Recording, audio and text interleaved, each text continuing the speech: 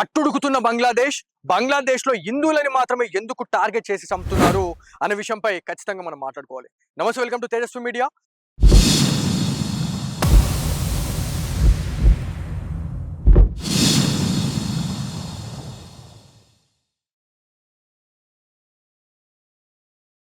నేను మీ journalist Balaji Goud. So గత కొన్ని రోజులుగా బంగ్లాదేశ్ లో హిందువులపై జరుగుతున్నటువంటి హింసాకాండ ఇంత అంత కాదు అని చెప్పేసి మనం మాట్లాడుకోవాలి. సో నిన్న కూడా ఒక ఇన్సిడెంట్ అయితే జరిగింది. సో ఎవరైతే హిందూ కార్మికుడు ఎవరైతే ఉన్నాడో దీపు చంద్రదాస్ అనే వ్యక్తిని అతి దారుణంగా కాళ్ళతో తొక్కి కర్రలతో కొట్టి మరీ చంపేశారు. సో ప్రాణాలతో ఉండగానే చెట్టుకి కట్టేసి మరి తనకి అగ్నికి ఆహుతి చేశారు అని చెప్పేసి మనం మాట్లాడుకుంటా ఉన్నాం. సో ఎందుకు ఇంత వివాదాస్పదంగా ఈ బంగ్లాదేశ్ తయారైంది అని చెప్పేసి మనం మాట్లాడుకుంటే, ఎవరిని చూసుకొని ఇదంతా ఇంత రెచ్చిపోతున్నారు అని అనుకుంటే మాత్రం ఖచ్చితంగా భారత్ దాయాది దేశం పాకిస్తాన్ ని చూసే ఇదంతా కూడా చేస్తున్నారు అని చెప్పేసి మనకి ఏవైతే కొన్ని వార్తా కథనాల్లో మనం చూస్తా ఉన్నాం. ఎందుకంటే ఎవరైతే ముస్లిం కమ్యూనిటీలో ఉన్నటువంటి వాళ్ళు కొంతమంది ఎవరైతే హిందువులని అతి దారుణంగా చంపాలి, హిందువులని అంతం చేయాలని ఒక సంకల్పం పెట్టుకున్న వాళ్ళు మాత్రమే ఇట్లాంటి ఇన్సిడెంట్ కి అయితే పాల్పడుతున్నారు అని చెప్పేసి మనం మాట్లాడుతా ఉన్నాం. బంగ్లా ప్రభుత్వానికి సంబంధించి మనం మాట్లాడుకుంటే అక్కడ ఉన్నటువంటి న్యూస్ ఛానల్స్ ఏవైతే ఉన్నాయో బంగ్లాకి ఆపోజిట్ గా, అంటే దానికి విరుద్ధంగా ఏవైనా వార్తలు ప్రచురించినా కూడా అక్కడ ఉన్నటువంటి న్యూస్ ఛానల్స్ ని పడగొట్టేయడం కావచ్చు, దాంతో పాటు అక్కడ ఉన్నటువంటి ఆఫీసులని పూర్తిగా ధ్వంసం చేయడం లాంటి చర్యల్ని కూడా మనం చూస్తా ఉన్నాం. సో ఈ మధ్య ఒక ఏదైతే బంగ్లాదేశ్ కి సంబంధించినటువంటి ప్రభుత్వానికి యాంటీగా రాస్తున్నటువంటి వార్తలను ఉద్దేశించి అక్కడ ఉన్నటువంటి ఒక న్యూస్ ఛానల్ ని కూడా పూర్తిగా ధ్వంసం చేశారు అని చెప్పేసి మనం మాట్లాడుకుంటా ఉన్నాం. సో దీంట్లో ఎవరైతే దీపు చంద్రదాస్ అనే వ్యక్తి ఎవరైతే ఉన్నారో అక్కడ హిందువుల గురించి పోరాడుతున్నటువంటి క్యాండిడేట్ గా మనకు తెలుస్తా ఉంది. సో హిందువుల గురించి కావచ్చు, దాంతో పాటు హిందువుల వ్యాపార సముదాయాల పైన ఎవరైనా దాడులకు పాల్పడితే కూడా దీపు చంద్రదాస్ ముందుండి వాటిని పరిరక్షించే వాళ్ళు అని చెప్పేసి మనకు తెలుసా ఉంది. మరి ఇంత దారుణంగా, అతి దారుణంగా కొట్టి చంపేయడం ఏంటి అనే దాని గురించి మనం మాట్లాడుకుంటే మాత్రం ఖచ్చితంగా ఏవైతే కొన్ని దేశాలతో టైఅప్ అయి మాత్రమే ఏదైతే బంగ్లాదేశ్ లో ఉన్నటువంటి హిందువులే కావచ్చు, దాంతో పాటు పాకిస్తాన్ లో ఉన్నటువంటి హిందువులని హతమార్చాలని ఒక సంకల్పం అయితే పెట్టుకున్నారు అని చెప్పేసి మాట్లాడుతా ఉన్నాం. సో దీంట్లో సోషల్ మీడియాలో కొంతమంది ఆవేదన వ్యక్తం చేస్తా ఉన్నారు, చాలా మంది క్వశ్చన్ వేయండి అని చెప్పేసి మాట్లాడుతా ఉన్నారు.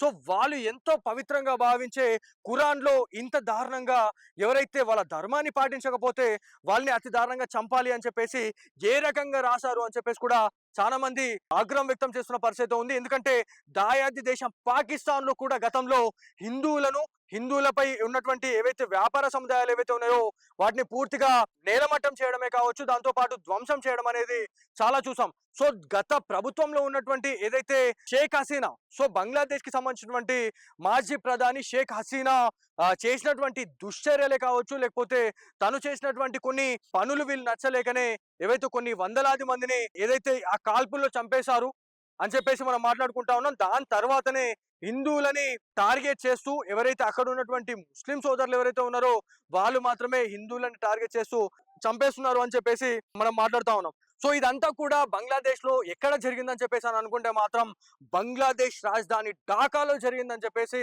మనం మాట్లాడుకుంటా ఉన్నాం. ఇలా ప్రపంచ దేశాల్లో ఈ ఇన్సిడెంట్ అనేది ఒక్కసారిగా తీవ్ర కలకలం రేపుతుందని చెప్పేసి మనం మాట్లాడుతా ఉన్నాం.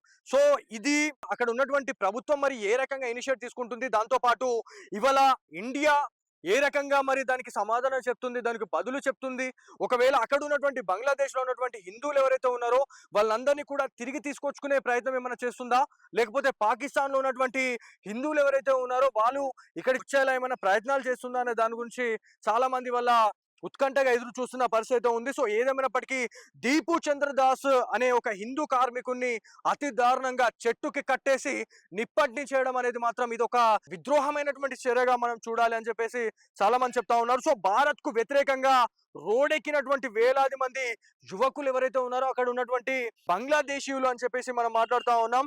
సో హసీనాను అప్పగించాలని డిమాండ్ చేస్తూ నిరసనలు అయితే చేస్తా ఉన్నారు అని చెప్పేసి మనం మాట్లాడుతా ఉన్నాం. అంటే ఒకానొక సమయంలో గత కొన్ని నెలల క్రితం కూడా బంగ్లాదేశ్ మాజీ ప్రధాని షేక్ హసీనా నన్ను కాపాడండి అని చెప్పేసి ఇండియాను ఆశ్రయించడం మనందరికి తెలిసిన విషయమే. సో ఇదంతా తెలిసిన తర్వాత ఏవైతే ఇట్లాంటి హిందువుల పైన ఏమైనా విద్రోహ చర్యలు చేసినా కూడా, లేకపోతే వాళ్ళని చంపేయడం కావచ్చు, చంపేయడం అనేది ఇట్లాంటివి చేశానన్న మరేమన్నా రెస్పాండ్ అవుతారని అనుకున్నారా? మరి ఏందో తెలవదు గానీ, షేక్ హసీనాను అప్పగించండి అని చెప్పేసి తీవ్ర స్థాయిలో వేలాది మంది ఇలా రోడెక్కిర్రు అని చెప్పేసి మనం మాట్లాడుతా ఉన్నాం. సో ఈ నిరసనల్లో షారిఫ్ ఉస్మాన్ అనే హది అనే ఒక ఉద్యమకారుడు కూడా తను చనిపోయాడని చెప్పేసి మనం మాట్లాడుకుంటా ఉన్నాం. భారత్ కు వ్యతిరేకంగా యువతను రెచ్చగొట్టినటువంటి ఉస్మాన్ హది అయితే అక్కడ చనిపోయాడు అని చెప్పేసి మనం మాట్లాడుతా ఉన్నాం.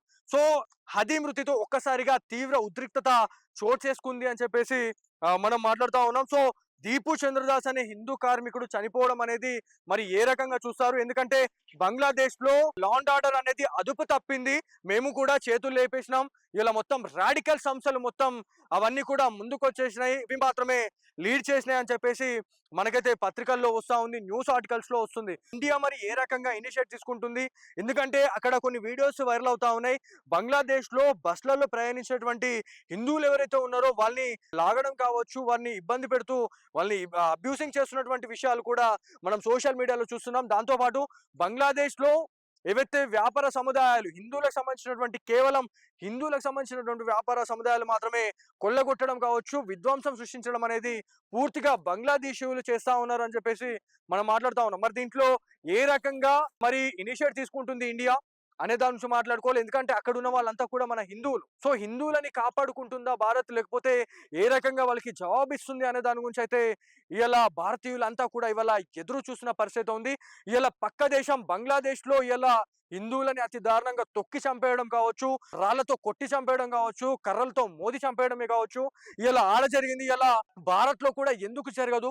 ఖచ్చితంగా ప్రతి ఒక్కరు కూడా యూనిటీగా ఉండాల్సిన అవసరం ఉంది. ఎందుకంటే ఇవాళ హిందువులంతా కూడా మేల్కొలవాలి అని చెప్పేసి చాలా మంది వాళ్ళ పిలుపునిస్తున్నటువంటి పరిస్థితి ఉంది. సో దీంట్లో ఇంకొక విషయం మనం మాట్లాడుకుంటే ఇవాళ భారత్ లో కొంతమంది అంటే కొన్ని నెలల క్రితం ఏవైతే ఢిల్లీలో కుక్కల సంచారం అనేది చాలా పెద్ద మొత్తంలో ఉంది, కుక్కలు స్వైర విహారం చేస్తున్నాయి అనే టైంలో ఆ కుక్కల్ని వెలివేయడం అనే దాని గురించి చాలా మంది యాక్టర్స్ మాట్లాడడం జరిగింది. మరి ఈ విషయంలో ఇలా బంగ్లాదేశ్ లో ఒక హిందువుని ప్రాణాలతో ఉండగానే తొక్కి చంపేయడం, దాంతో పాటు ఒక చెట్టుకి కట్టేసి పెట్టేయడం అనేది ఇవాళ చూసిన తర్వాత మరి ఏ ఒక్క ఇండియాలో ఉన్నటువంటి ఇలా సెలబ్రిటీసే కావచ్చు, రాజకీయ నాయకులు తప్ప ఇలా ఏ ఒక్కరు కూడా దీని గురించి ఎందుకు నోరు మెదపడం లేదు అని చెప్పేసి చాలా మంది వల్ల నెటిజన్ల వల్ల రూపం దాల్చిన పరిస్థితి ఉంది. ఇలా ప్రశ్నల జల్లునైతే కురిపిస్తున్నారు అని చెప్పేసి మనం మాట్లాడుతా ఉన్నాం. సో మరి ఇలా ఆ కుక్కల మీద ఉన్నటువంటి విలువ అనేది మనిషికి లేదా అనేటట్టుగా కూడా ఇవాళ క్లారిటీ వచ్చింది. ఎందుకంటే చాలా మంది వల్ల కుక్కల్ని సేవ్ డాగ్స్ అని చెప్పేసి ఎంతో మంది ఇలా సోషల్ మీడియా ముందుకొచ్చి ఇలా ఏడ్చిన పరిస్థితులు ఉన్నాయి. మరి అట్లాంటి ఏడ్చిన వాళ్ళు ఇలా ఒక హిందూ కార్మికుడు బంగ్లాదేశ్ లో చనిపోతే మరి ఆయన గురించి ఏ ఒక్కరైనా ఇలా ట్వీట్ చేశారా, ఇలా పోస్ట్ చేశారా, ఇలా ఒక వీడియో తీసారా అని చెప్పేసి సోషల్ మీడియాలో ఇలా ఆగ్రహం వ్యక్తం చేస్తున్న పరిస్థితి ఉంది. సో ఏదేమైనప్పటికీ బంగ్లాదేశ్ ఢాకాలో జరిగినటువంటి ఎవరైతే దీపు చంద్రదాస్ మరణాన్ని ఖచ్చితంగా చాలా మంది ఖండిస్తా ఉన్నారు. మరి బంగ్లాదేశీయులకు మరి ఏ రకంగా బుద్ధి చెప్తారు? దాంతో పాటు ఇంకొక విషయం మనం మాట్లాడుకుంటే ఏదైతే T20 వరల్డ్ కప్ కావచ్చు, దాంతో పాటు 2020s లో బంగ్లాదేశీయులు ఎవరైతే ఉన్నారో ఇవాళ మెయిన్ గా వరల్డ్ కప్ లో చూసుకుంటే ఇక్కడ ఉన్నటువంటి బంగ్లాదేశీలే కావచ్చు, దాంతో పాటు పాకిస్తాన్ కి సంబంధించిన వాళ్ళే కావచ్చు, మెయిన్ గా దీంట్లో మాట్లాడుకుంటే బంగ్లాదేశీలకు సంబంధించినటువంటి క్రికెటర్స్ ఆటగాళ్ళు ఎవరైతే ఉన్నారో వీళ్ళకి కోట్లు కోట్లు ఇచ్చి వాళ్ళని కొనుక్కోవాల్సిన అవసరం ఏముంది? వీళ్ళ కొనుక్కొని ఇవాళ మనం వాళ్ళకి ఇలా మంచి చేస్తున్నాం కాబట్టి ఇలా మన హిందువులు ఎవరైతే ఉన్నారో వాళ్ళనందరినీ కూడా ఇవాళ అక్కడ ఊచకోత కోస్తున్నారు. ఇలా ఖచ్చితంగా బైకాట్ చేయాల్సిన అవసరం ఎంతైనా ఉందని చెప్పేసి చాలా మంది హిందూ బంధువులు అయితే ఇవాళ తీవ్ర స్థాయిలో ఆగ్రహం వ్యక్తం చేస్తున్న పరిస్థితి ఉంది. సో మొత్తానికి ఏది ఏమైనప్పటికీ ఏ రకంగా జవాబు చెప్తుంది ఇండియా బంగ్లాదేశ్ అనే దాని నుంచి ఖచ్చితంగా ఎదురు చూడాల్సిన అవసరం ఎంతైనా ఉంది. సో ఇది వరటి స్పెషల్ స్టోరీ.